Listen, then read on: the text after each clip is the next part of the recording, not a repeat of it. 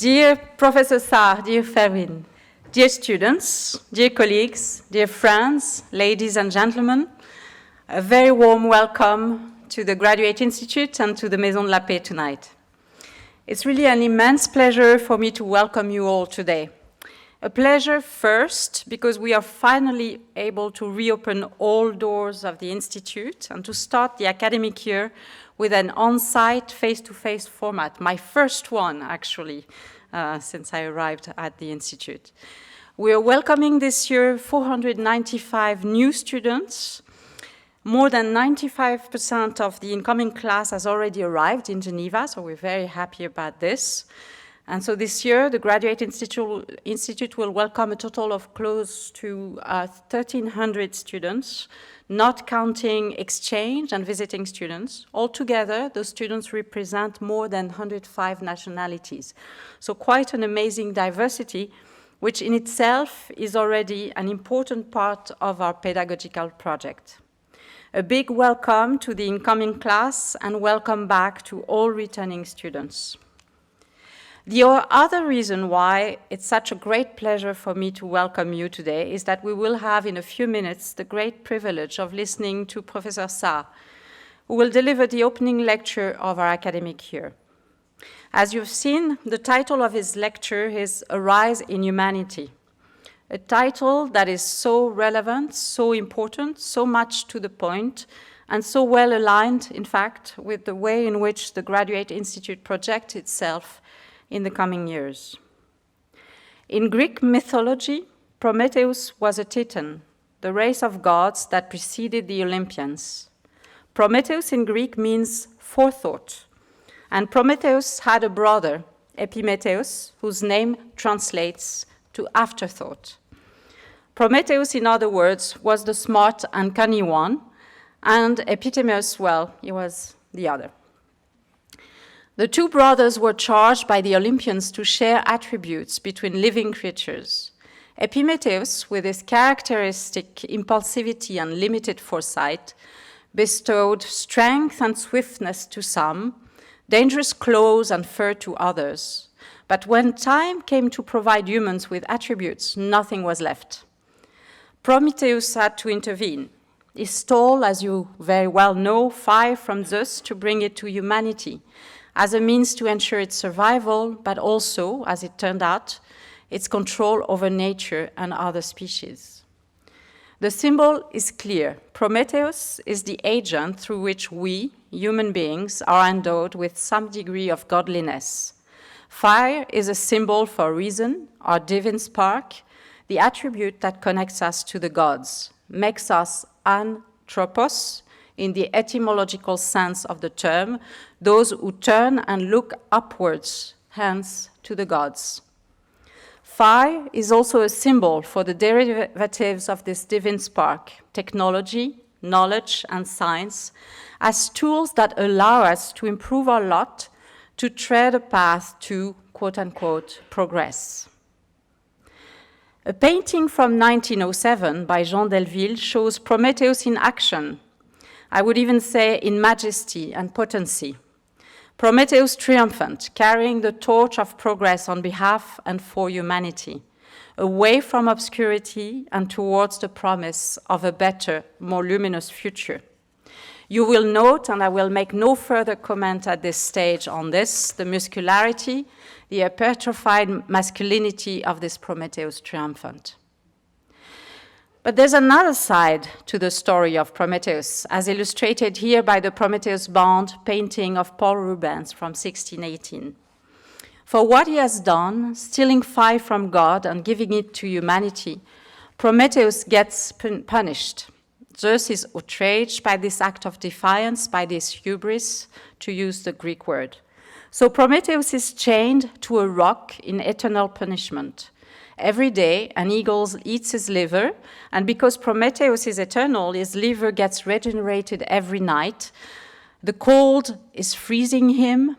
Every day, the sun is scorching him. Prometheus bound and chained is a warning. There is a price to pay for hubris, for man pretending to be what he is not and cannot be, God and all-controlling. Where triumphant Prometheus in the painting of Jean Delville projects total control over nature and over other species in particular, Prometheus Bound is subjected to the complete control of nature, the sun, the cold, the barren rock, and of other species, symbolically represented here by the eagle. It's interesting to push that image further, closer to our contemporary predicament. A Prometheus humanity will end up being scorched by a violent sun. That is indeed more or less what climate change is promising us. We will be chained and doomed on a barren rock, here again, an apt image for Earth being depleted at a fast rate of its biodiversity. We can use the last public words of philosopher Hans Jonas just before his death in 1993 to say the same thing. And I quote, "It was once religion which threatened us with a last judgment at the end of days. It is now our tortured planet which predicts the arrival of such a day without any heavenly intervention." So the scenario of humanity God would seem to end in a dialectical and quasi-necessary kind of manner into a scenario of doom. But does it? Is this dialectical scenario completely predetermined, necessary? Is there no alternative? Do we necessarily have to run the full course of our Promethean hubris, which dialectically will bring about a scenario of doom and imply at best a long period of confinement to the rock of our punishment before, who knows, we may rise again from the ashes? Or can we still branch off into a radically different direction? Can we expect a rise in humanity, as Felvin Sarr will explore? Or, as I regularly say, can we work towards the re-enchanting of our humanity? We are anthropos, those who look upwards to the gods, who aspire to godliness, but we also humans, coming from and returning to earth, humus, in an ineluctable, essential way. There is no planet B, at least for a long foreseeable future. The dream of immortality is just that, a dream, although the search for both immortality and the planet B generates the outflow of huge amounts of money right now, particularly within the community of transhumanist businessmen on the northern shores of California. If there's no planet B, no immortality, how do we then re-enchant humanity? How do we bring along a rise in humanity? I'm very much looking forward to what Felvin Sarr will tell us on that. I would just like at this stage to underscore that at the Graduate Institute, we have collectively worked over the last year towards the elaboration of a common compass that projects us towards what is definitely the challenge of the times. International collaboration for peace is inscribed in the historical DNA of the Institute. Hence, it remains an important structuring element of our compass, but it becomes every day more clear that peace is unthinkable, impossible to maintain or to regain without an urgent consideration of sustainability and equity issues. This, furthermore, cannot happen without a profound rethinking, if not reinvention, of multilateralism and transnational collaboration. Neither can it happen without a rebuilding of trust as one of the conditions to attempt to save democracy and peace. And the ultimate means and end of all this is to re-enchant humanity, or to provoke, as Felvin Sarr says it, a rise in humanity. Hence it becomes, I think, very clear by now why Professor Sarr was the right person to deliver the keynote for this new academic year. At the Graduate Institute, Felvin Sarr is a modern Renaissance man, and it is important to underscore this, as this has become a very endangered species. Our academic world, indeed, still finds transdisciplinarity difficult to handle and structurally favors a narrow scientific division of labor. Felvin Sarr is a philosopher and an economist, as well as a musician and a humanist. Professor Sarr is the Anne-Marie Bryan Chair in French and Francophone Studies at Duke University. Earlier, Felvin Sarr taught at the University of Gaston Berger in Saint-Louis, Senegal, where he was also for a while the Dean of the Economics and Management Department. This fall, Professor Sarr holds the prestigious Chaire de Littérature et Culture Française at ETH in Zurich. Felwine Sarr has made academic contributions in development economics, econometrics, epistemology, history of religious ideas, and so much more. I will not cite all his articles and productions here, just a few of his books, which are particularly relevant to today's lecture, and which I would really strongly encourage you to read. Afrotopia, first published in 2016, Habiter le Monde in 2017, and in 2021, L'économie à venir, a dialogue with Gaël Giraud, former chief economist of the Agence Française de Développement. But Felwine Sarr is also, as I mentioned above, a poet, a musician, a humanist, and a philosopher. Before I give him the floor, I propose to show you a very short illustration of the other side of this Renaissance man. Dear Felwine, it is a great honor for us to welcome you today. It's the perfect way to start the academic year. On behalf of our entire community, I would like to extend my warm welcome and my warm thanks to you for being here. And before I give you the floor for your lecture, we'll listen to Felwine, the musician, for a few seconds.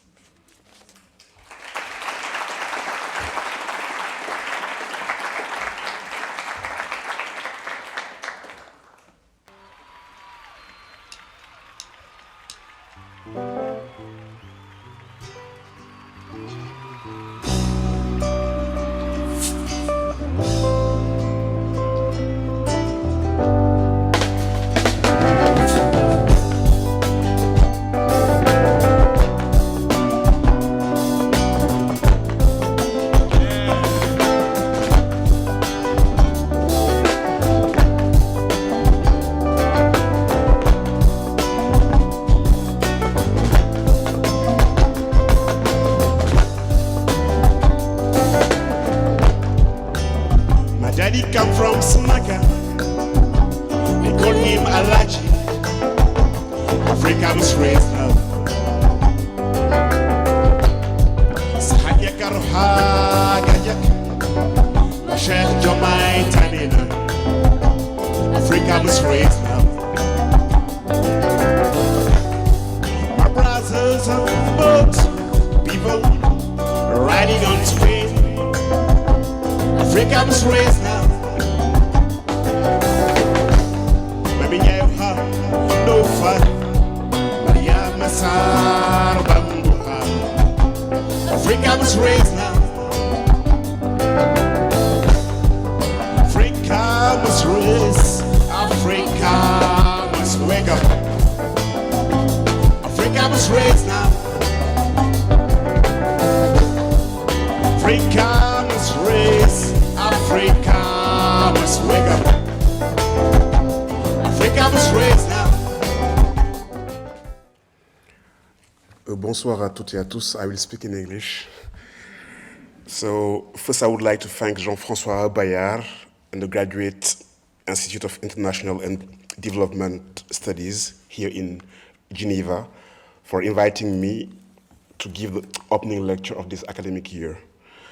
Thank you, Marie-Laure, for this generous introduction and for bringing the music in this space. I'm very thrilled for this opportunity to share some ideas and concerns with the students, the colleagues, and the broader audience. A Rising Humanity is an idea I borrowed to Frantz Fanon. Just around the decolonial period, Fanon asked new decolonized countries not to imitate Europe, but to be creative and to carry the humanity at another level. We were at the time in the context of decolonization, and the challenges of political sovereignty and self-determination were crucial for millions of human beings across the world.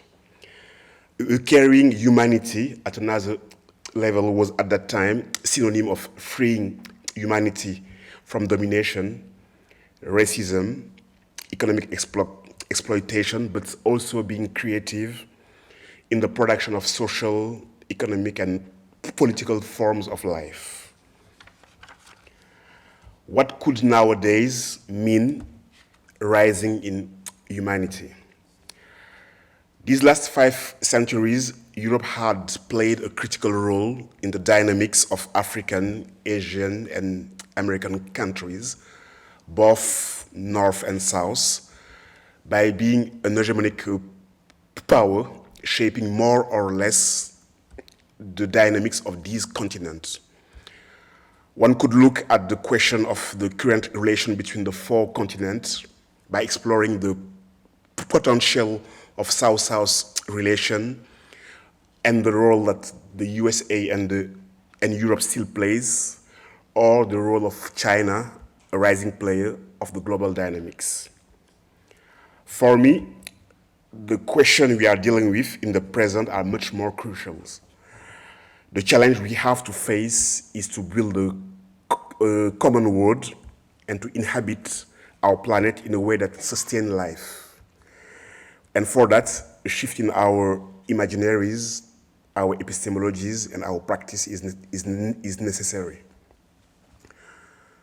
The present we are experiencing is shaped by a plurality of dynamics that interact at various levels.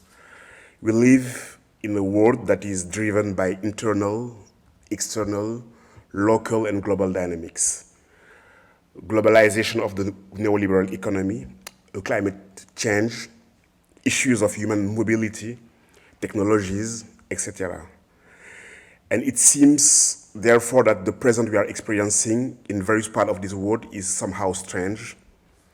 The crisis and the multiple dystopias we are facing at a global level make us sometimes feel that the world look like a boat in a dereliction.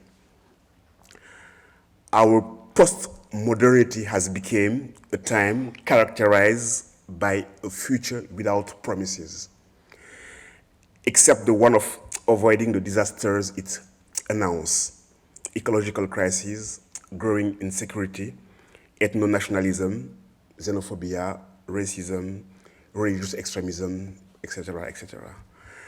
And the only expectation that seems still operate are those of a technological future or a post-humanist era. A crucial challenge that the humanity faces is the necessity to protect the condition of human life.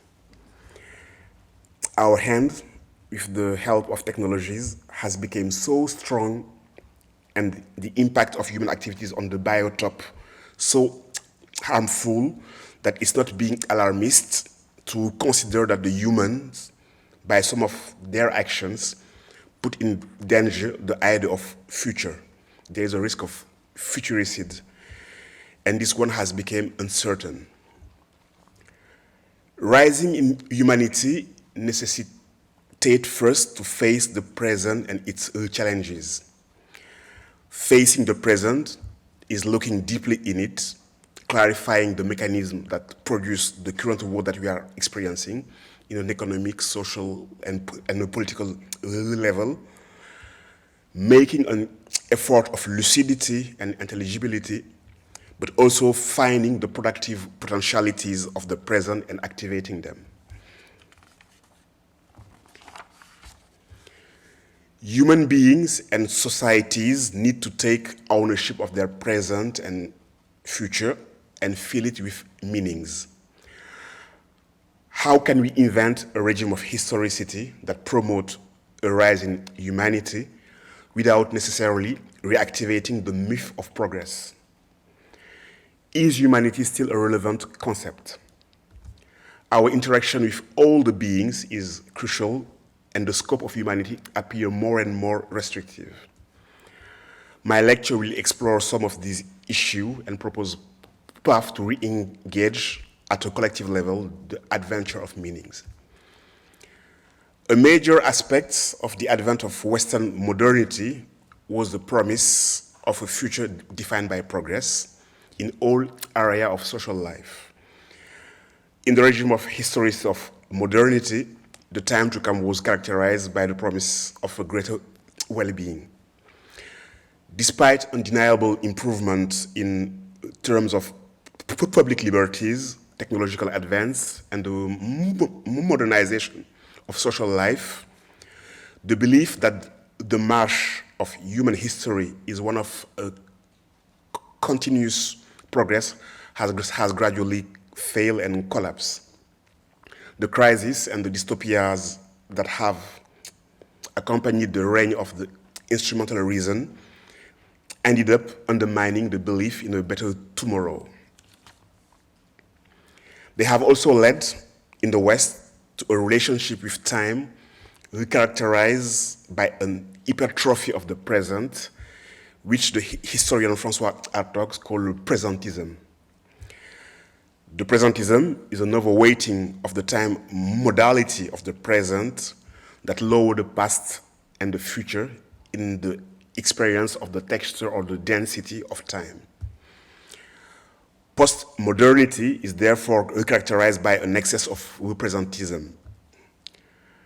After the failure of the narratives that promise the advent of new times, communism, socialism, a proclaimed end of all utopias seems to characterize our present times. The question for us is which utopia can be built or reactivate, and probably more than utopias, a change of episteme in the sense of Foucault is probably necessary, or a critical reflection on the episteme of the modernity based on reason, order, and progress, and its outcomes. For society of the global south, Africa, the Caribbean, the Latin America, considered as lagging behind the normal course of the world, this question of the present and the future pose itself somehow differently. To them, the promises of economic development, democracy, and modernity to come or to conquer are continuously made. Such retroactive teleologies reduce them to societal mimicry and enforce the myth of linear paths of history and progress. For African nations, the question of thinking their destiny, their present and their future, is crucial. Thinking it by mobilizing their mythological universe, their history, their cultural references, their symbolic resources, and it's not about retreating into a singular identity or advocating for some imaginary purity. It's not about that. But history shows that the dynamics and the temporalities of society, obviously, history shows that the dynamics and temporalities of societies are connected to the others in different scales, global, transnational, regional, local, and these scales interpenetrate. But it's about reinventing one's world by also relying on existing dynamic cultural resources and drawing vital elements from them. No future can be built without a ground, outside of a ground. And every society, every culture, every civilization perpetuate a cultural matrix while transforming it according to the evolution of the world. Therefore, it's impossible to conceive a single history for all human societies. We must get out of a linear conception of history and a narrative that condemns all other people of the world to follow the path of the Euro-American societies or engage in a mere repetition of it. If culture is a modality of production of being, then we must admit the multiplicity of collective ways of being and societal forms of life, the plurality of histories, as well as the possibility of several worlds within the world, as mentioned by Jérôme Bachet. For Africans to face the present and to respond to its challenges, it's necessary for them to reinvent the economic, the politic, and social forms and give birth to new imagined communities. But by the same time, we admit a co-presence of a plurality of worlds and historical trajectories. Our task is to inhabit the world and make it livable for all people and beings. This could be the main objective of a rise in humanity. A new way of inhabiting the world is to base it on the production of qualitative relationship between nations, actors, individuals, and with the nature, with the so-called nature. Shifting the episteme based on a mechanist order that wants to be the master and possessor of the nature, and the regime of beliefs and categories based on a mythological universe of mastering, controlling, and exploiting is one of the most difficult tasks we have in this time. The Promethean imaginary. Changing the imaginaries of progress, redefining values around which the technical orders, example, the economical order, are organized, and ground them on social finalities that we have collectively chosen is one of our important mission or task. If we look at the global north, not as a geography, but as a symbolic entity, grounded on its own consciousness of the role it plays in the world, it seems to me that the so-called global north has not decided yet to deeply change its ways of relating with the countries of the so-called global south, particularly by consciously retreating from an hegemonic power positions and engaging itself in building a common world. Extractivism, asymmetric economic relation, autism, militarization of its borders are some examples of its contemporary way of relating with the others. The relation between the global north and the global south are still characterized by imbalance and asymmetries, even if we are living in a post-colonial era. The notion of relation is central in the production of life and society.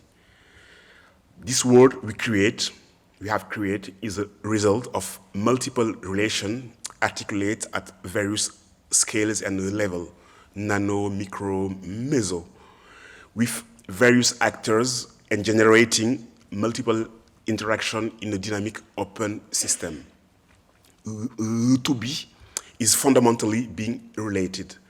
Societies, nations, the world, becoming a human are the result of relations. We are experiencing a crisis of relationality. Most of the time, we do not consider the relation as a space of mutual fecundity, gain, or nourishment, but as a war zone, a battlefield for extraction, plundering, and agglomerating material and symbolic resources to each one.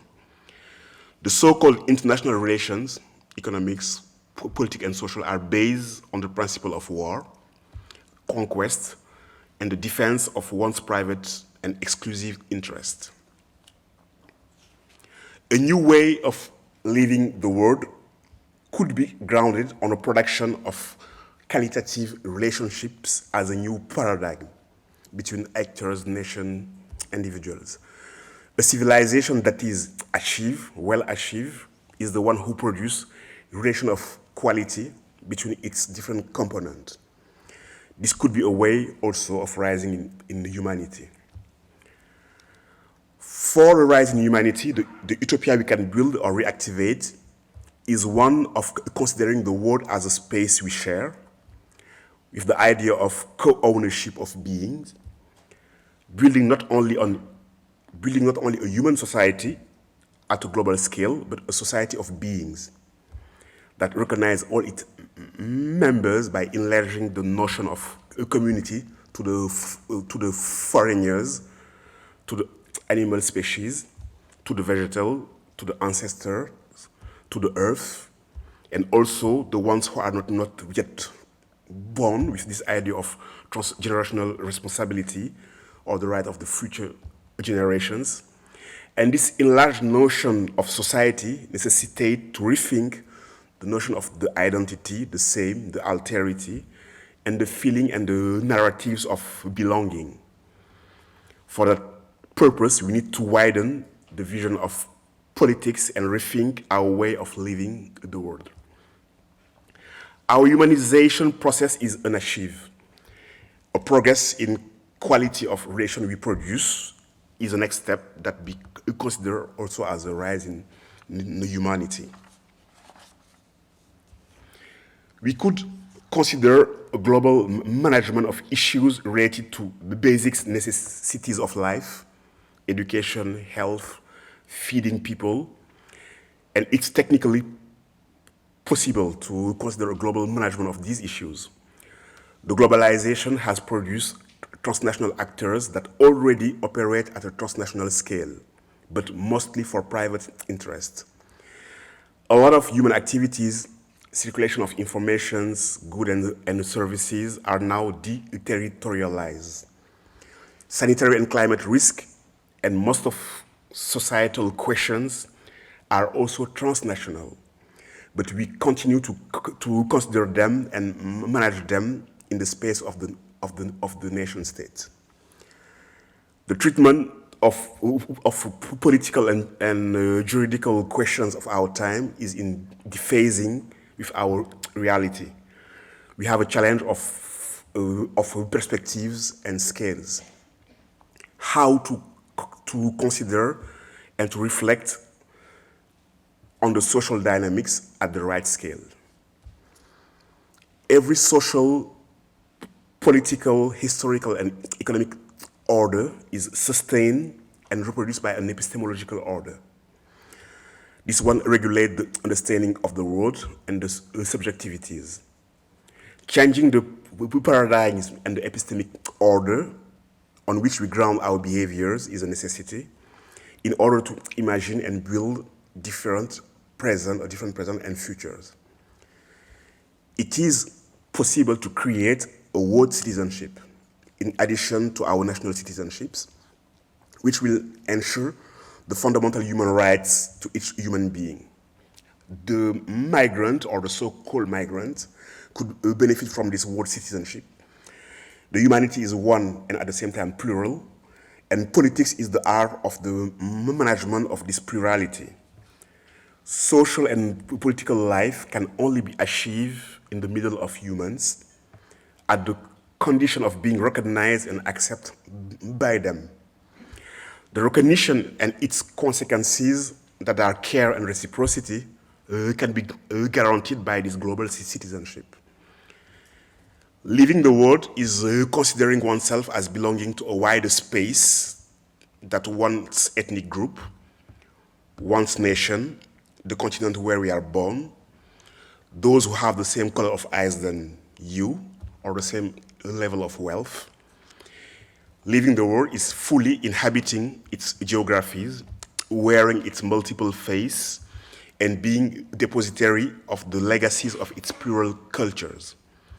For this to happen, it's necessary to operate a work, a labor in the space of languages, and get rid of the private appropriation of spaces, place, and common patrimony that operate in our daily language. My nation, my car, etc., etc., my land, etc. We need to produce a lexicon of the common world to escape the fragmented version of the world we are experiencing. Rising in humanity is also facing one of the ontological challenges we have, and this ontological challenge is related to the sense of being a human. So the ontological challenge is linked to the desire of human, or at least some of them, to extract themselves from the natural condition of human life. The temptation to create and recreate themselves and to transcend the limit of their biological condition is becoming more and more pressing in the most technology advanced part of the world. In short, a desire of mutation of the human species towards a hybrid humanity, a biological technical assemblage, as the support and the place from which one experiences life, a human machine as an embodied form of an augmented humanity. The technology, therefore, will pass from a tool of mediation between the material and the spirit to an eschatology. And this one accompanying the project of artificialization of the life, as well as the will to extract oneself from its natural or biological condition and operate an ontological mutation. This project of a technological eschatology, the augmented human or transhumanism, draw potential new meanings of what is to be human and alive. The old dream of immortality and omnipotence of humans, as well as the one of the liberation of our condition of vulnerability, find an echo here. This augmented human, by integrating prosthesis to its organism, would free itself from the constraint related to the limits of the body and the brain. The possibility of extension of the body or decorporation, with the widening of the faculties of perception of this one, will make the body not the only place or the seat of the human consciousness. The virtual becoming one of the possible support of the existence and its deployment. It is a question for the defenders of the mutation of the human species to decondition the human condition by the increase and the widening of our faculties of action, perception, and knowledge. This new configuration offers important possibilities to the regenerative medicine and is considered by the proponent of transhumanism as a qualitative evolutionary leap. A new way of being alive now consists in questioning our umbilical link with the rest of the living, or increasing our ability to produce a negantropy with the artificial. We can ask ourselves, is this process of artificializing the condition of life a necessity, or the expression of an existential and identity crisis that we are going through? More than who we are, the question arises of who do we want to become as species? Should we preserve the living as it has been given to us, or accelerate its mutation and therefore open the way to a new condition of a postmodern human? The enterprise of modifying the living or genetically altering it, including the attempts of the human on the human genome, are part of this last logic. But this desire to extract ourselves from the biological or natural condition of human life faces an impossibility. We are still extremely dependent for our survival on our biotope. You told recently that there is not a planet B. The project of artificialization of the condition of life is to date not able to provide us the resources necessary to our life on Earth. Another question arises: how to articulate this imaginary of the mutation to a vision at the height of the vertiginous possibility that it offers, on the one hand, and to avoid, on the other hand, that these, one by their excess or their hubris, precipitate us toward the ruin, if not a new wisdom to guide it. In a reflection on how to live a good life in a bad life, Judith Butler pointed out that we cannot envisage human bodies without evoking the environment, the machine, the complex system of social interdependence on which they rest, and which forms the condition of possibility of our existence and survival. To satisfy the requirements which allow the body, the human body, to subsist is a prerequisite of life. But to be livable, the life must go beyond the survival of the body and its fundamental requirements, and look at the capacity to lead a desire and a meaningful life. Judith Butler underlined that one can survive without being able to live one's life.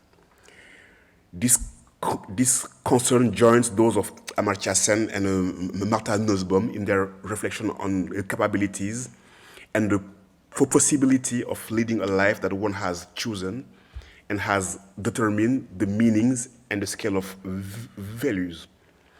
For Judith Butler, thinking about a livable life is drawing the consequences of the fact that since we are human animals, our existence depends on a support system that are both human and non-human. We live within social organization of life, biopolitical regimes that often neglect them or sometimes try to deny them. We cannot subsist without these social forms of support of life that are beyond us. Donald Haraway emphasized that a complex relation which constitute the bodily life must lead us not only to think the human ideals, but to deal with the complex set of relations without which we do not exist. My own life, my social life, is more extended because it's articulate to those of other living beings. To lead a good life is also to think and acknowledge that our ontologies are relational. Rising in humanity is therefore thinking beyond humanity. The urgency is therefore to rethink the ethical and philosophical foundation, as well as the imaginaries of our relation with the living. To understand and acknowledge the fact that our condition as human living beings is co-substantially linked to that of the living and to the interaction that we maintain with it. Our ontology is fundamentally relational, and it is a question of cooperating with the communities of beings by establishing a relation of mutuality with these last one, grounded on reciprocity, care, and repair. To take care and repair the living is necessary for us because through this gesture, we repair and preserve ourselves. It is a question of freeing ourselves collectively from the myth of our self-sufficiency, as well as from the fantasy of our capacity of self-creation.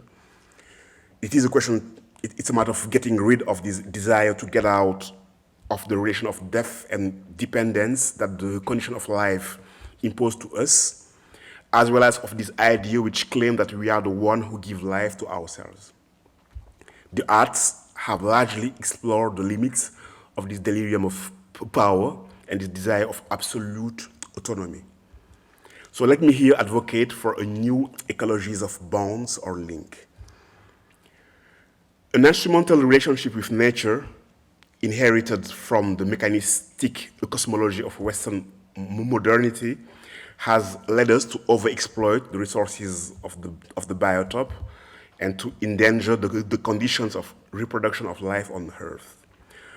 This relationship has its roots in the representation of the centrality of our humanity in the order of the living. In a cosmology of separation and in the transformation of the rest of the living into object, subject by an instrumental reason to our exclusive ends and finalities. The social, economic, and environmental unbinding is one of our major challenges. It is necessary for us to answer the following questions. How to establish new relationship with the earth, the living, and the non-human. How to produce economic forms that meet the needs of all beings, not just the human being, but all beings, while preserving life. We live, how can we rearticulate, repair, and heal the social, political, and all living bonds that the negative economy of the links has damaged? Responding to the challenges posed by our techno-scientific civilization, delinking, climate disruption, ongoing ecocide, risk of futuricide, require us to rethink or to reinvent the cosmologies and the cosmovision that underlies and structure our relationship with the living, our place within this order, and the relationship we maintain with its different modalities. This leads us to to consider ontologies of link or bonds and cosmologies that produce form of life that preserve the equilibrium of the living and the quality of social cooperation.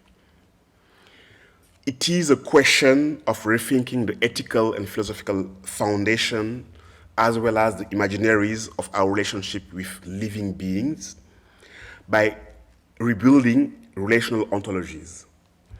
In Africa, Latin America, Amazonia, Oceania, and in the pre-modern Europe, human groups have created cosmologies and cosmovisions that have established relationship between human and non-human based on the unity of the living. These cosmologies establish a continuum between the beings and do not make a clear distinction between human, plants, and animals. There is no clear separation between nature and culture, as Descola mentioned it. Moreover, the reflexive consciousness, the intentionality, the sociality, and the affective life are not the exclusive property of the humans. The collectives of human, animal, and vegetal beings share the attribute of mortality, social life, reciprocity, and knowledge. The interaction within the communities of living beings are obviously conceived under the sign of equality and necessity, obviously, but also could be conceived under the sign of affinity, cooperation, and interdependence. Because of the metamorphic capacity of the living, the borders between the collectives of existing are porous, as well as their ontological categorization. These cosmologies will postulate a continuity between individual and social bodies and ecosystem, which imply that a damage to the environment affects social bonds and vice versa. The question of the social, political, and environmental must therefore be fought together. And these cosmologies are important imaginary, symbolic, and political resources that allow to think a new relational ontology. To conclude, to be alive is also to build or construct meanings. What would we have done with the increase and preserve vitality that we have? To what end? More than a teleology, it's a question of building a teleonomy that inscribes the adventure of life in chosen meanings. Life is never exhausted by the categories we apply to it, nor the finality to which we can assign it. The long history of life can be seen as an infinite source of potentialities. Several forms of life and existence are possible. We only experience a particular modality of life whose texture is more diversified. Staying alive by enriching life with meanings, but also by exploring other modalities that our biology allows us. A possibility is to approach life with the ethics of the traveler who stops in a caravanserai, or the host who makes the house more inhabitable than he found it. To bring vitality to its fullest, to sow the seed of life and growth in all things around us, to share life, to make it grow, to disseminate it, to nourish it, to disappear and leave the place, having always given more than we have received. Rising in humanity, it's also asking to oneself, with my actions, which type of world am I contributing to? Did my gesture reproduce the condition of inequity, domination, and devastation, or contribute to make this world more flourishing, more open, and more livable? So thank you for your kind attention.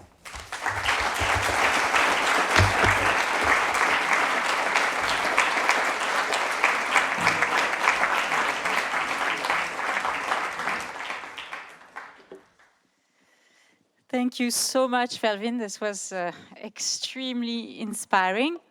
So we are now going into open questions from both here, the room, and also online. Les questions peuvent être posées en anglais, en français, on répondra en wolof peut-être. Oui. Voilà. Et donc, normalement, il y a des micros aussi qui sont quelque part. Ils sont là-bas, les micros, c'est ça. D'accord. Est-ce qu'on a déjà des questions dans la salle? Ici, il y a une question là. Voilà. Merci. Peut-être vous vous présentez quand vous posez la question. Vous pouvez enlever le masque pour la question. Merci. I'm Meg Davis at the Global Health Center. Thank you for two wonderful presentations and especially for this very inspiring and thought-provoking speech. Thank you for taking my glasses. My question is, and this is one I struggle with, so it's also just a reflection in a way, is about the binary kind of epistemological map between global north and south. And we see also other risings, you know, for instance, from China and Russia. And I'm curious how you position them in this epistemological landscape. Thank you.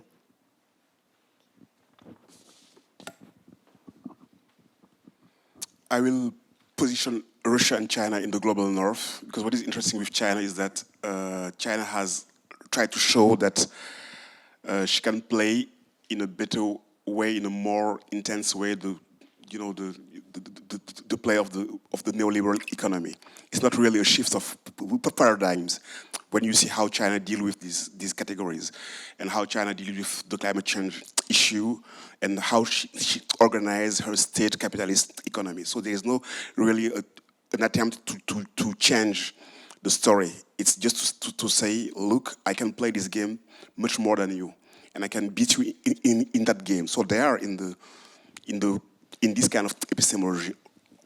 Also Russia, and these two nations, probably they have a desire of revenge, of strength and power. And they are in the, I will say, in the epistemology of the power. Who will be the next first, in that place? And when you look at the way they deal with all these questions, there is no, you can't find an attempt to radically change the way of relating to politics, economy, international relations, etc., etc. So I know that these categories of global north and global south are very binary, but somehow we have to use them to interact by knowing that there is much more heterogeneity within this category. But it's the problem of the languages, you have to use the tools, even if you criticize them. But I will not consider that they are in the global south from an epistemological point of view or an imaginary point of view.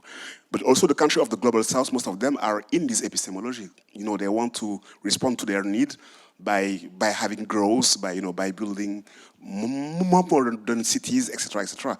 And the question of this epistemology to rebuild or rethink is a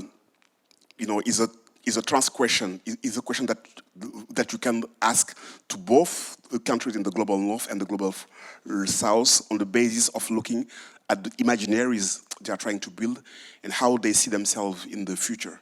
And I don't think these two categories are a border for the question of how to reinvent, how to build new utopias, how to change the relation with the so-called nature, and how to think different ontologies that we have. And in the north, there is the south, and in the south, there is also the north. Je vais en fait préempter une question parce qu'elle me taraude depuis tout à l'heure, depuis le début de votre présentation. Donc, on est fondamentalement d'accord que le problème est profond puisque la question, c'est un changement de référentiel épistémique. Donc, c'est vrai qu'on est sur quelque chose qui est structurel. La question, c'est une double question que je me pose depuis à peu près 25 ans, donc je pense qu'il n'y a pas de réponse. Mais c'est une double question. D'abord, est-ce que, du coup, est-ce qu'on a le temps? Voilà, première question. Et la deuxième question, c'est par quel bout on commence en fait, parce que évidemment c'est un changement multidimensionnel, comme vous l'avez très bien dit, multidimensionnel à deux sens, au sens du très local au très global, et multidimensionnel dans toutes les dimensions et de nos vies en fait, donc horizontale. Et donc on commence par où? C'est quoi le plus puissant levier en fait? C'est aussi la question que je me pose depuis longtemps. Et surtout lorsque on vient d'un continent où on est aux prises avec de multiples urgences, souvent la question c'est on commence par quoi et quelles sont les questions qui sont nodales et centrales. Lorsque vous cherchez de l'eau, si vous vous mettez à creuser là, là et là et là, vous n'allez jamais trouver la nappe phréatique. Mais il faut que vous identifiez un endroit dont vous êtes sûr que la nappe est en dessous et vous creusez durablement. Et c'est toujours ça la grande difficulté. Alors, il m'apparaît que les révolutions, pour qu'elles soient profondes, elles doivent être épistémiques. Et que l'épistémologie est le lieu qui est caché à nous, mais qui nous révèle un monde, qui nous instruit sur un monde, qui nous révèle un monde et qui nous en cache d'autres, qui informe nos subjectivités, et tout le reste en découle. Le travail, le rapport au monde. Et que pourquoi un certain nombre de changements ne sont pas des révolutions où tout bouge pour que rien ne change, c'est que fondamentalement, ce que Alain Suppiot appelle l'armature dogmatique des sociétés n'est pas remis en question. Et c'est pour ça que je crois que le travail des chercheurs, des penseurs, des philosophes est absolument fondamental, d'aller dans cette armature dogmatique, d'aller dans ce lieu de l'épistémé et de déconstruire ce qui irrigue le corps social et d'où tout vient. Mais ce travail est immatériel, on ne le voit pas, on ne peut pas en apprécier la vélocité et on a des fois le sentiment qu'il ne sert pas à grand-chose puisqu'on n'en voit pas les effets immédiats. Mais le sentiment que j'ai, c'est que sans ce travail-là, fondamentalement, les changements ne vont pas opérer. Je veux dire, cette question de notre rapport au monde, depuis la Bible, depuis les grands textes des religions sémitiques, la centralité de l'humain sur l'ordre du vivant est établie dans nos inconscients profonds. Je veux dire, tout ce qui nous environne est là pour servir nos utilités et nos besoins.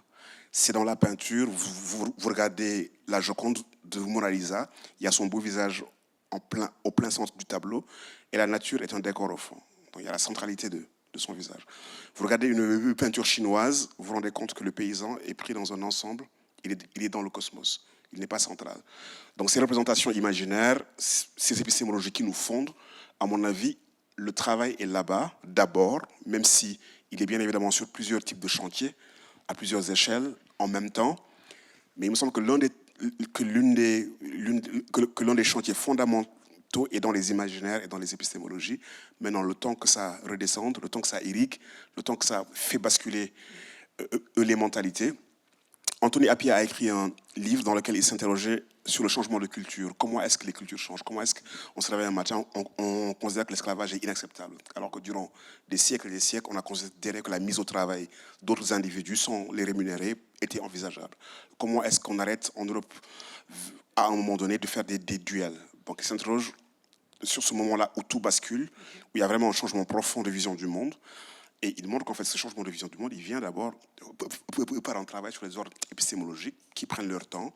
Des fois, l'histoire les accélère. Des fois, on voit les choses en surface, mais il y a des tendances profondes, en profondeur qui travaillent que nous ne voyons pas. La révolution féministe a été l'une des plus grandes révolutions de ce XXe siècle, sans guerre. Et pourtant, même s'il y a beaucoup encore à faire, il y a eu un changement absolument important de rapport entre les genres et les sexes, mais qui s'est fait, je veux dire, en profondeur, même s'il y avait des manifestations en surface. Et je suis convaincu que ce lieu-là est un lieu absolument important, même s'il ne disqualifie pas les autres espaces. Et que bien évidemment. Mais je pense que fondamentalement, la question au niveau individuel, c'est à quoi je peux contribuer. C'est peut-être ça, c'est que l'entreprise est vaste. Qu'est-ce qu'il faut faire? Bien évidemment, ça reste une question. Mais moi, à mon niveau, qu'est-ce que je peux faire et où est-ce que je peux agir? Merci.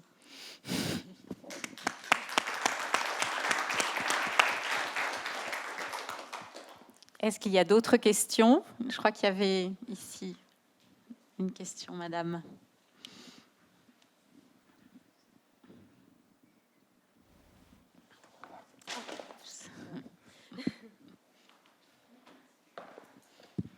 Bonsoir. Je suis très heureuse de vous entendre ce soir comme une alumnus de cette école. Je suis vraiment particulièrement fière de recevoir, parce que je fais partie de cette école, toujours Monsieur Sarr. Monsieur Sarr, je vous ai découvert au Festival des Francophonies en Limousin, qui est un festival artistique.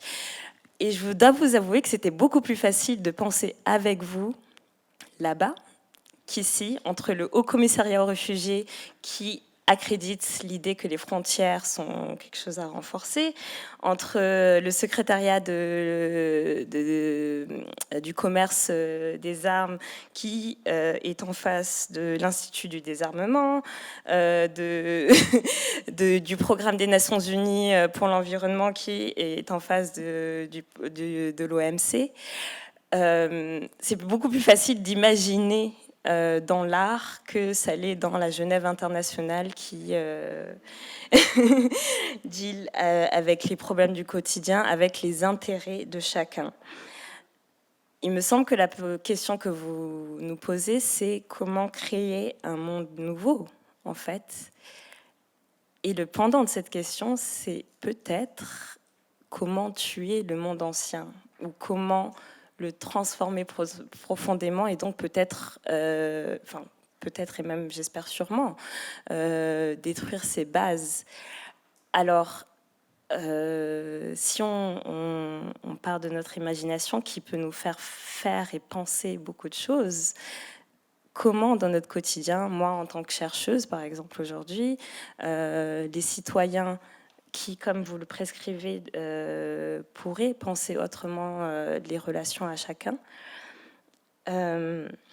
Comment on fait avec cet ancien monde qui, quand même, dans sa façon, comme vous le dites, comme dans sa façon d'être construit, nous empêche de penser le nouveau dans la manière dont il est construit. Merci beaucoup. Et merci au Graduate Institute pour cette lecture. Je suis vraiment trop heureuse.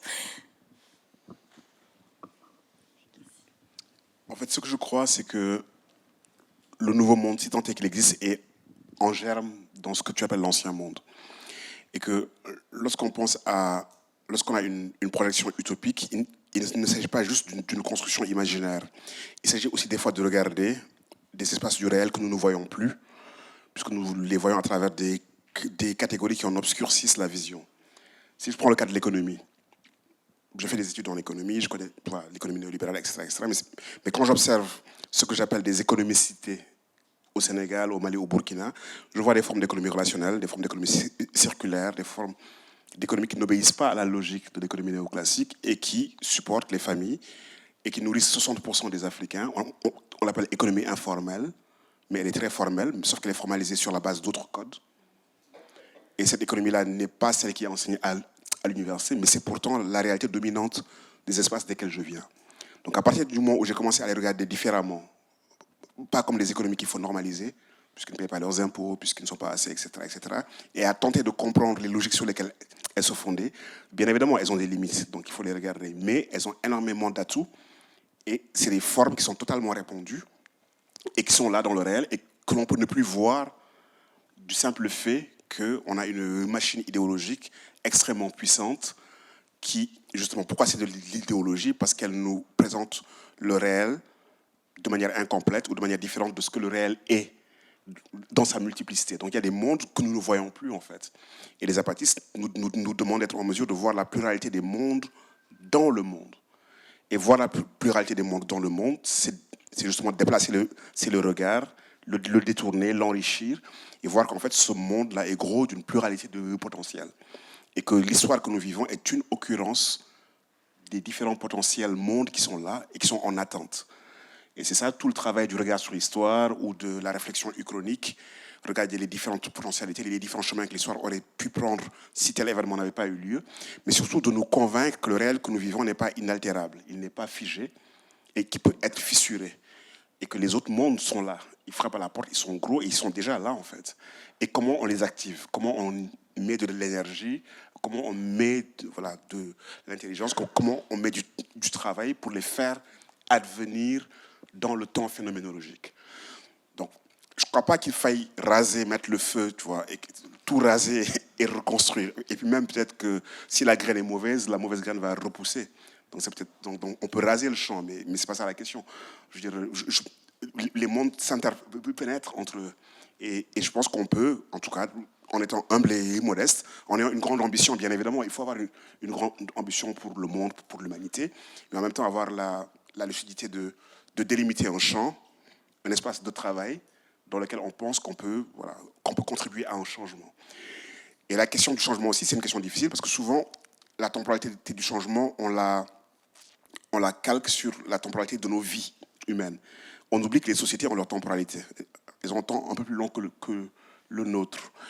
Et souvent, même lorsqu'on est activiste et qu'on est témoin d'un changement, puisqu'on a agi, on ne se rend pas compte que c'est un processus beaucoup plus long, beaucoup plus ancien, dont on est juste le témoin de la résultante d'une longue dynamique. Et on a le sentiment que, justement, on a été témoin, on a eu l'opportunité d'être témoin.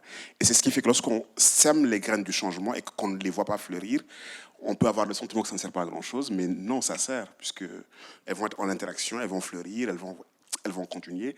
L'essentiel, c'est d'être convaincu que ces espaces de travail sont nécessaires. Si je suis convaincu que l'éducation est fondamentale et que je travaille dans l'espace du primaire ou de la fac ou du secondaire, et si je suis convaincu que rien d'important ne se fera si on ne travaille pas cet espace-là, ce que je fais là-bas comme effort, j'ose espérer qu'un jour, dans un système dynamique ouvert et complexe, aura contribué à quelque chose. Merci bien. Léna, il y a une question en ligne, c'est ça? Oui, on a effectivement une question en ligne qui rejoint les questionnements de notre alumna et qui revient aussi sur ces questions de changement. La question est: les pessimistes sont dangereux, les réalistes trop souvent objectivisent le pire, les utopistes sont trop pressés. Qui va apporter le changement et comment voulez-vous faire? Je crois qu'il n'y a pas de réponse. Il y a des questions plus ou moins bien posées. Et le travail, c'est peut-être d'essayer de faire l'effort de voir comment on pose au mieux les questions. C'est des catégories, pessimistes, utopistes, réalistes. Mais fondamentalement, ce monde a été fait par les gens qui l'ont rêvé, quoi. Une pierre est devenue une cathédrale parce qu'elle s'est rêvée cathédrale. Je veux dire, aucune avancée fondamentale ne s'est faite par des gens qui se disaient que rien ne va changer, quoi. Et j'ai un ami qui est un économiste burkinabé qui s'appelle Seydou Rassablaga. Il théorise ce qu'il appelle les minorités historiques. Et il essaie de regarder l'histoire et il dit qu'en fait, les changements n'ont jamais été le fait des majorités. C'est des minorités qui y ont cru et qui sont engagées corps et âme, quoi, et qui ont fait basculer la chose. Et que si vous êtes une minorité à y croire, c'est un bon signe, en fait. Parce que ça n'a jamais été fait par le grand nombre. Et donc, là, essayer de faire une histoire des changements, des révolutions et faire leur généalogie. Quand un changement advient, vous l'avez repéré dans les chansons 50 ans après, 20 ans après, dans les imaginaires, dans les textes, dans la poésie, dans des lieux. Et la topos, il sert à ça, en fait. C'est ce lieu où, d'abord, quand on n'est pas satisfait du réel, on formule un réel alternatif, mais on ne fait pas que ça. On l'habite, on l'investit de travail. C'est ce que Miguel Abensour appelle la conversion utopique. Une fois qu'on l'a imaginé, on change d'attitude dans le présent, et ce changement d'attitude le fait advenir dans le temps historique. Donc, l'utopie, elle doit être réhabilitée, pas tant comme un rêve naïf et doux qui ne servirait à rien, ou une fuite vis-à-vis du réel, mais comme une utopie active, comme un processus qui met en branle le mouvement. Et si vous considérez qu'il n'y a rien à faire, et que le monde est cruel, et que vous restez dans votre bulle, évidemment, là, on aura une prophétie autoréalisatrice. Mais les grandes avancées, c'est des gens qui ont cru, quoi, qui ont cru contre et envers tous, et qui se sont mis au travail, quoi. Et voilà. C'est clair. L'utopie réaliste de Bergman aussi. Oui. Je crois qu'il y a une question là-bas.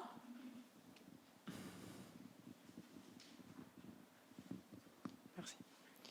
Bonsoir, professeur Sarr. En Afrotopia, vous identifiez un rôle fondamental pour les universités africaines, en fait, dans les changements de perspective dans le continent.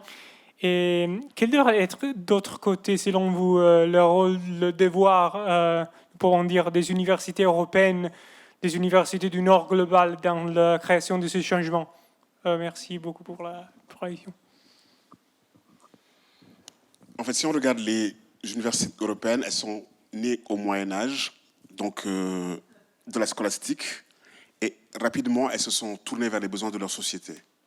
Elles ont pris en charge l'intelligibilité des sociétés et la proposition de savoir en vue de réaliser les sociétés qu'elles voulaient. Les universités américaines se sont inspirées des universités européennes, mais rapidement, elles se sont tournées vers les besoins des sociétés américaines. Les universités asiatiques se sont inspirées des universités américaines, mais rapidement, elles se sont tournées vers les besoins de leur société. Je caricature un peu, mais les universités africaines n'ont pas encore fait ce changement-là. Elles ont des programmes qui datent des années 50-60, qui sont calqués sur les universités européennes, et il y a très peu de travail sur les contenus, sur les curricula, de réorientation des universités pour répondre aux besoins qui sont les leurs.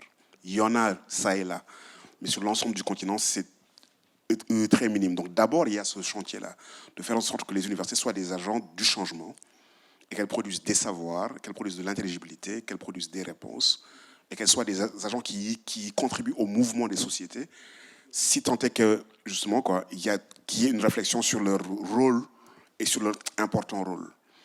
Alors, je sais que dans des universités dites du Nord, en Afrique du Sud, dans les universités américaines, il y a, en tout cas, ce n'est pas totalement répandu. Je veux dire, en France, il y a encore des difficultés pour ça, mais il y a, dans certains lieux, une tentative de decolonizing knowledge, avec l'idée qui consiste à dire que certains savoirs sont affectés de colonialité ou sont refermés sur eux-mêmes.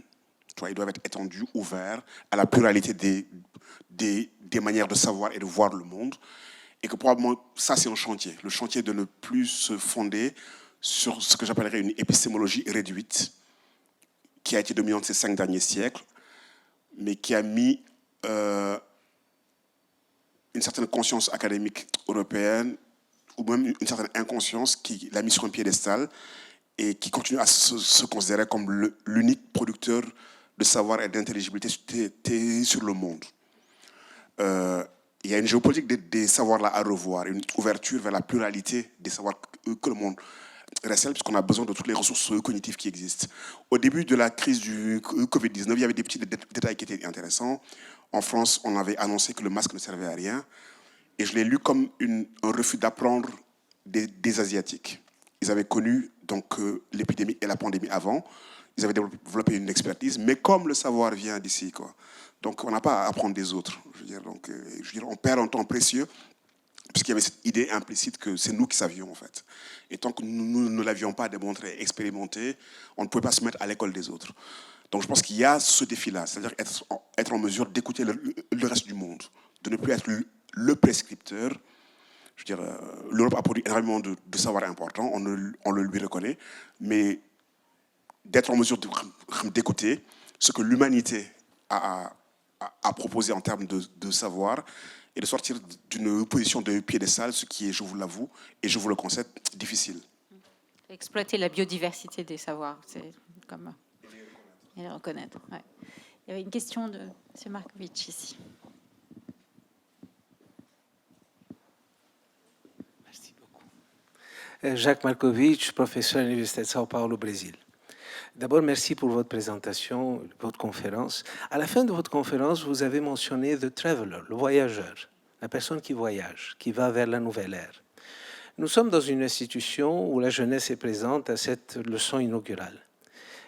Quelle est votre vision de cette préparation pour le grand voyage, pour ce voyage vers les prochaines décennies? Comment un jeune ou une jeune se prépare pour ce voyage? Nous avons une jeunesse qui est née essentiellement dans le 21e siècle. Ils ont entre 25 et 26 ans. Quelle est votre réflexion sur ces compétences, ces habiletés, ces attitudes, ces valeurs qu'on devrait construire pour ce voyage vers le futur? Merci. C'est une question impossible. En fait, je crois que, en principe, l'université, l'académie est un espace qui est censé nous préparer, en tout cas préparer la jeunesse vers ce voyage-là, en la dotant d'outils qui sont censés l'ouvrir sur le monde, en affinant sa curiosité, en affinant son acuité et en la mettant dans un espace d'apprentissage. Donc je pense que l'université est déjà un lieu comme ça. Et c'est là où probablement il est important de revoir les savoirs que l'université propose. Pas seulement des aptitudes pour trouver un emploi et gagner sa vie, mais des savoirs qui ouvrent l'esprit et qui forment les subjectivités. Et je pense que c'est absolument fondamental de nous poser la question de savoir quel type de citoyen voulons-nous dessiner en filigrane.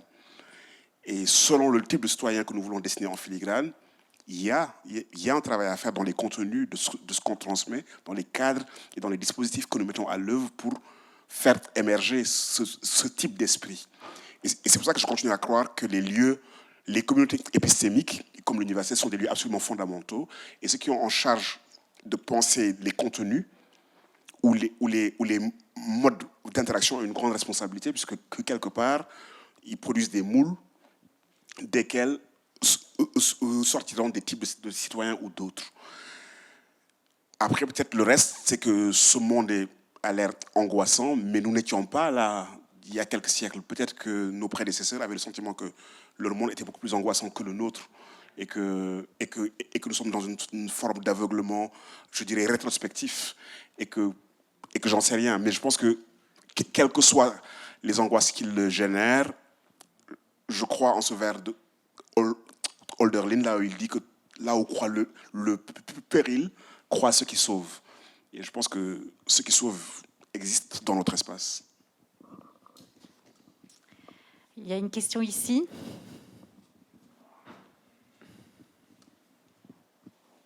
Merci.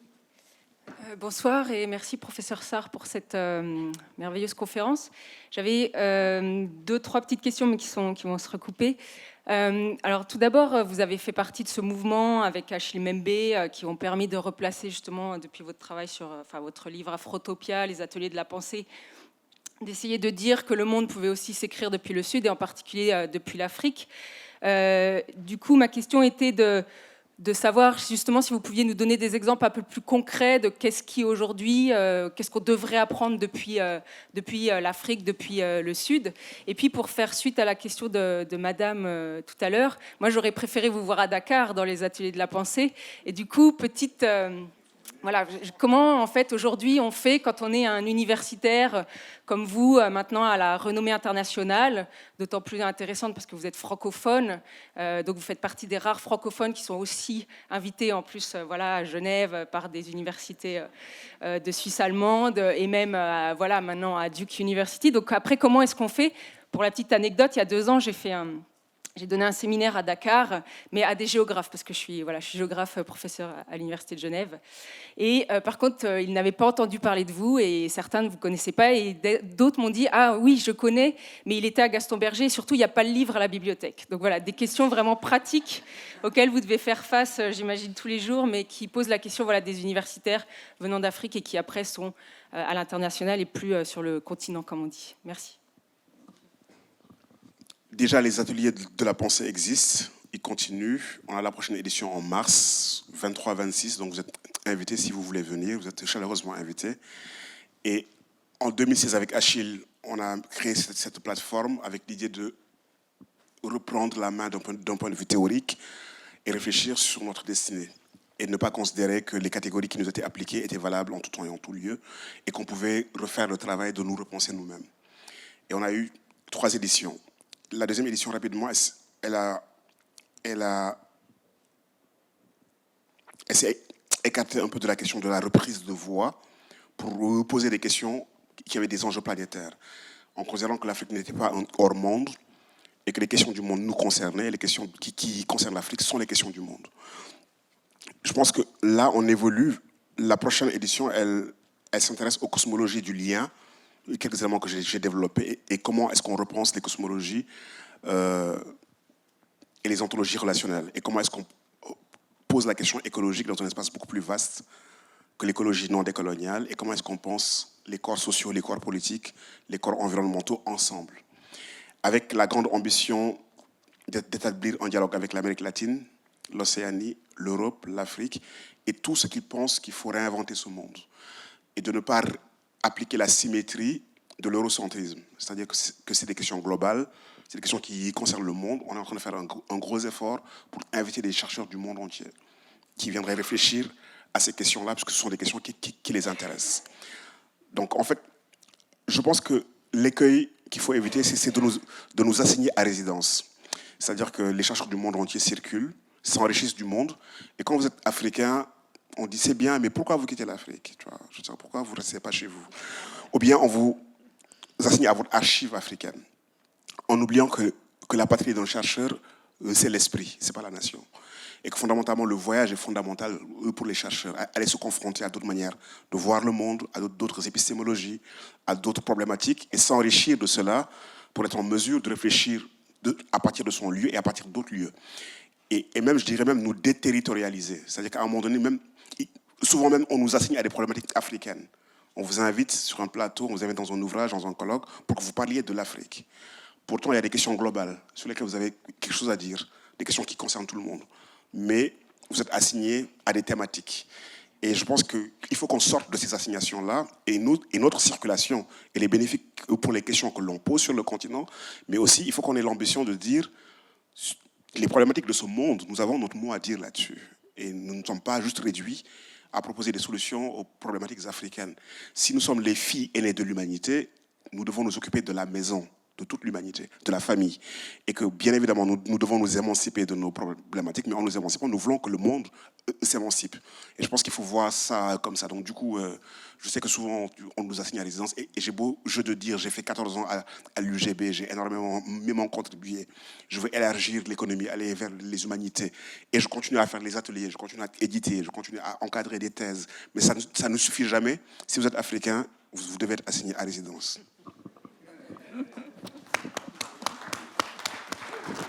Alors, il y a 3 questions. On va peut-être prendre les 3 questions d'un coup parce qu'on arrive presque à la fin de l'heure. Donc, il y a 3 questions juste là, en fait, dans ce périmètre. Ouais. Merci beaucoup. Je vais être court. Je me présente. Je suis ambassadeur de la République centrafricaine.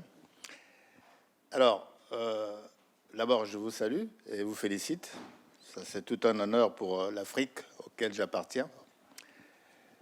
Ma question, c'est sur le changement. Je vais être moins philosophe, je vais être pratique. Vous savez très bien, comme vous l'avez si bien dit, c'est toujours une minorité qui crée les changements.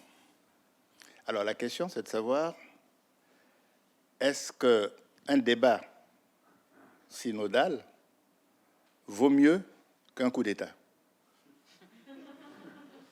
Je suis africain, je vous disais, je ne fais pas de la philosophie, c'est des choses que je vis, que nous vivons. Deuxièmement, le changement que l'on nous oppose, on parle de théorie, mais non. On dit la théorie de la naissance malthusienne, pour nous, ça nous freine. Alors que tout le monde sait, ce n'est pas demain la veille. Et un bon Africain, on ne pense pas tellement à l'avenir, parce que l'avenir, ça nous inquiète. Et le passé, ça nous rend triste. Et nous voulons vivre le présent. Est-ce un défaut?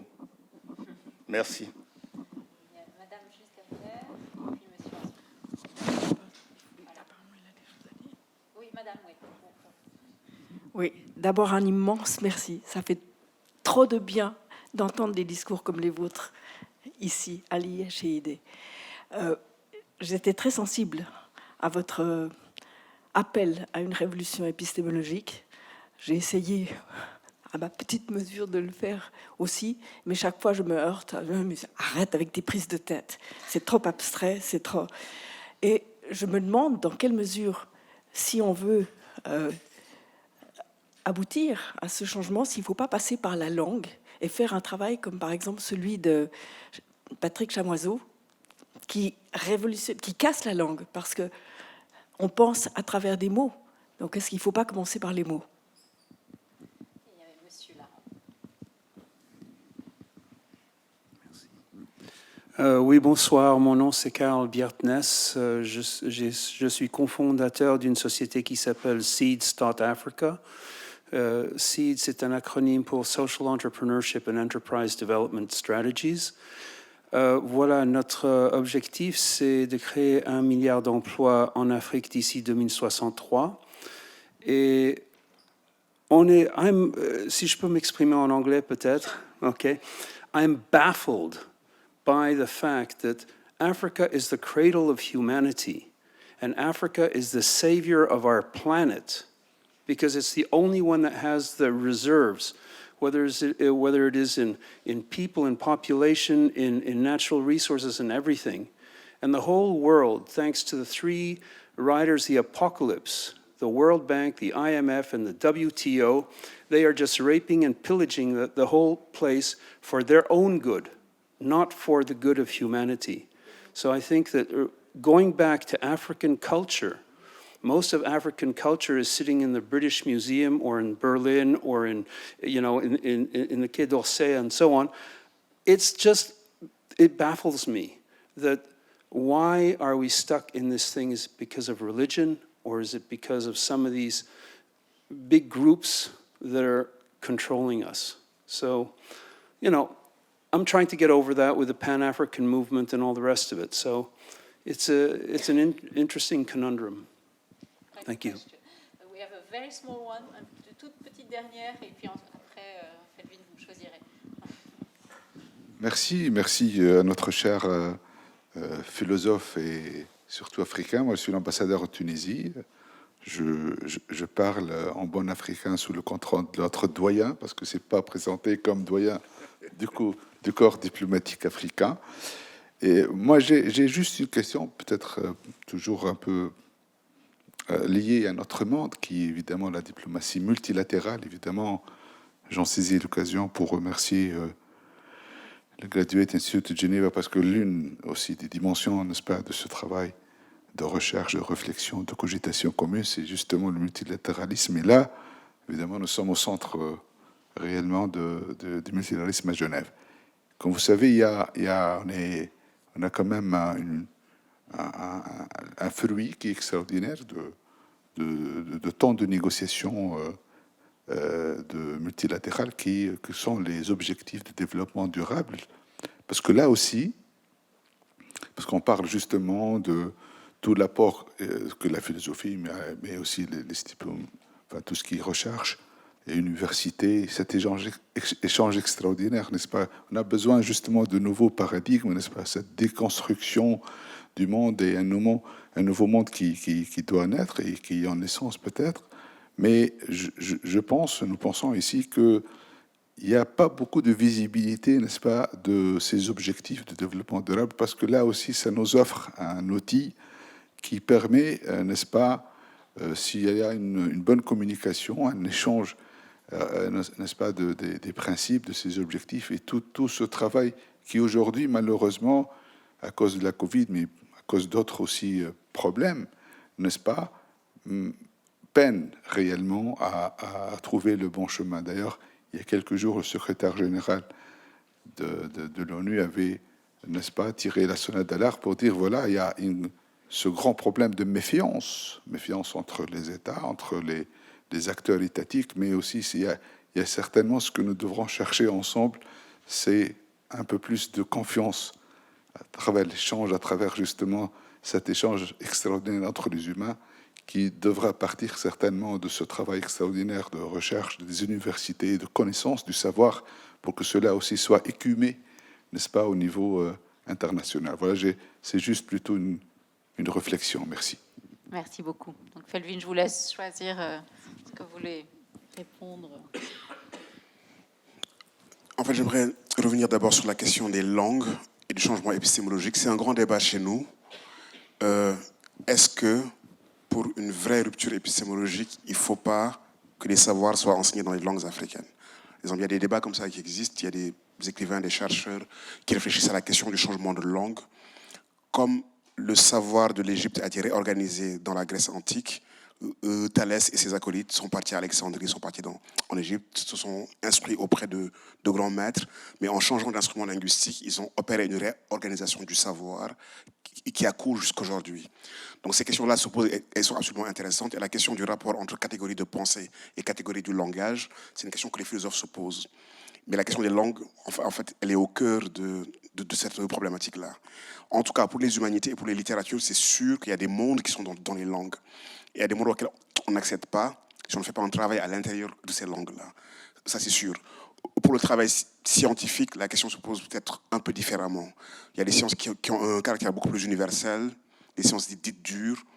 Donc la traduction, elle est moins difficile puisque c'est une traduction de langage symbolique qu'il faut traduire. Pour les humanités, c'est tout un débat.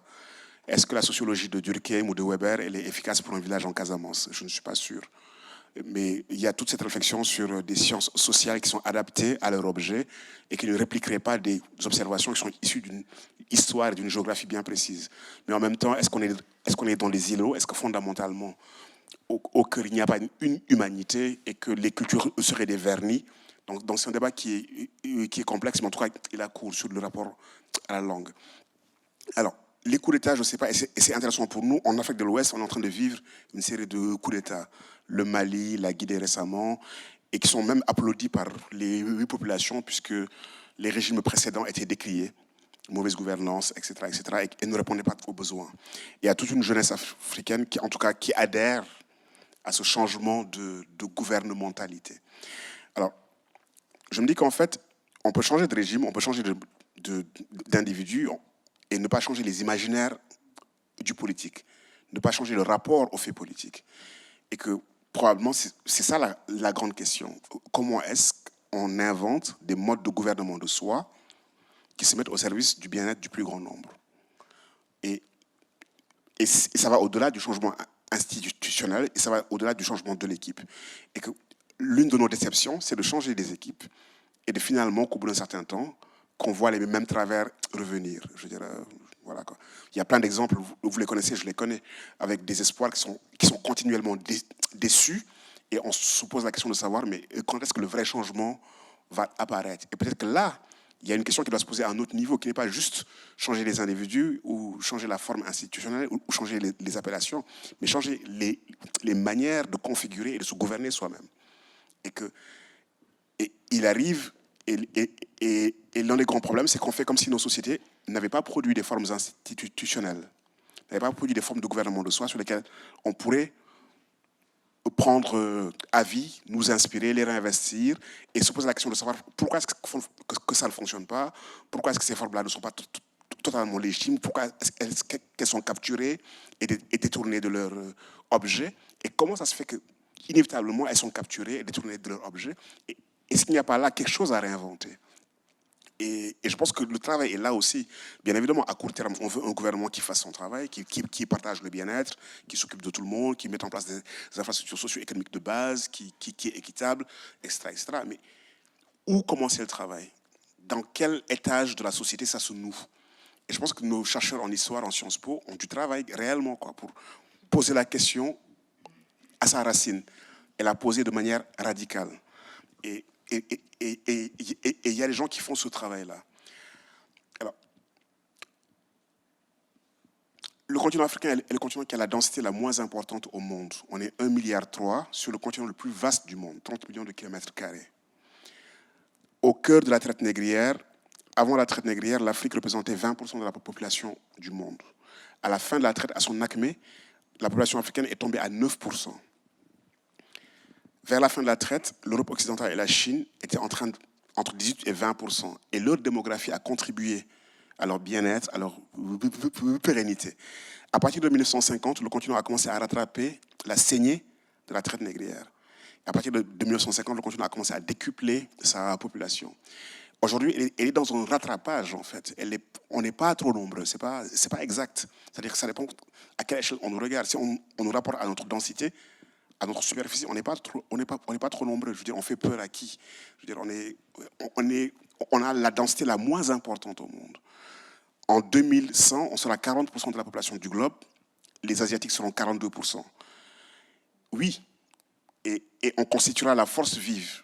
Mais c'est un défi en termes d'éducation, en termes de santé, en termes de dotation, en capital humain. Mais l'humanité est d'abord une ressource pour l'humanité, avant d'être un coût et un problème. Et nous ne devons pas nous laisser enfermer dans cette vision malthusienne qui est un peu trop facile. Nous ne nions pas les défis que ça pose. Ça pose d'énormes défis. Il faut se mettre au travail. Mais ça reste d'abord une ressource liée à de la vitalité. Et c'est absolument important que nous ayons conscience de ça et que nous ne sommes pas trop nombreux et nous ne débordons pas. Il ne faut pas qu'on nous raconte cela. Bien évidemment, les densités sont différentes. Vous allez aller au Niger, ce n'est pas la même situation que dans les pays d'Afrique du Nord, etc., etc. Et même là, il y a une question importante. Si on intègre le continent, on pourrait considérer que les zones qui sont relativement plus peuplées puissent lisser les populations dans d'autres lieux. Et pour moi, la question, c'est la question de l'équité territoriale globale. C'est comment on fait en sorte pour que dans plusieurs lieux, il y ait des infrastructures socio-économiques de base qui permettent la vie, qui fait que dans des lieux, lorsqu'il y a une forte pression, que d'autres lieux puissent défaire cette pression-là. Et même, j'irai même loin. La question, ce n'est même pas la population de l'Afrique, c'est la population humaine globale. Nous sommes encore dans des catégories de la région, de l'État-nation, où on compte les Africains, les Chinois, les Européens, alors que nous sommes 7 milliards et quelques. Et la question, c'est est-ce que nous avons assez de ressources dans le monde pour que 7 milliards d'individus vivent de manière décente et en paix? Nous les avons. Et donc, il y aurait énormément de choses à dire. Ça ne veut pas dire que la démographie, elle ne pose pas des défis, mais ça veut dire qu'il y a une lecture étriquée du phénomène et une lecture alarmiste du phénomène. Et j'ai le sentiment que la lecture est beaucoup plus complexe que les catégories simplistes que l'on veut nous appliquer. Mais encore une fois, qui décide que nous sommes trop nombreux par rapport à quel benchmark? Et peut-être je terminerai sur la question de... Oui, en fait, vous dites que le continent a plein de ressources. Effectivement, il a plein de ressources humaines, minières, naturelles, etc., etc. Et la question qui se pose, c'est la question de la souveraineté sur ces ressources. C'est la question d'être en mesure, bien évidemment, de faire en sorte que l'exploitation de ces ressources bénéficie au plus grand nombre et que ces ressources ne soient pas transvasées vers d'autres lieux. Et la question de la souveraineté politique sur les ressources est absolument importante. Et j'en profite pour parler des ODD. C'est ambitieux, c'est important, mais l'un des problèmes qui s'est posé dans les nations africaines, c'était la capacité de déterminer ces politiques économiques. Depuis les indépendances, depuis la crise pétrolière de 1973 et les grandes sécheresses, des ajustements structurels, des programmes de lutte contre la pauvreté, une extériorité fondamentale de l'économie ou de la politique économique des pays, alors que les pays devraient être en mesure de réfléchir, de décider quel type de politique économique ils mettent sur leur territoire en fonction de leurs avantages, de leurs défis, etc., etc. Il y a eu une trop grande extériorité de la définition des politiques économiques. Et il y aurait énormément de choses à dire là-dessus. Et je pense que c'est ça aussi l'un des grands défis. Être en mesure, sur un territoire, de réfléchir et de dire voici la politique économique qui me semble adéquate pour répondre aux besoins et accroître la prospérité et le faire de manière intelligente et autonome. Merci beaucoup, Felvin, vraiment pour à la fois cette présentation et cette discussion très, très riche. Donc, un grand, grand merci.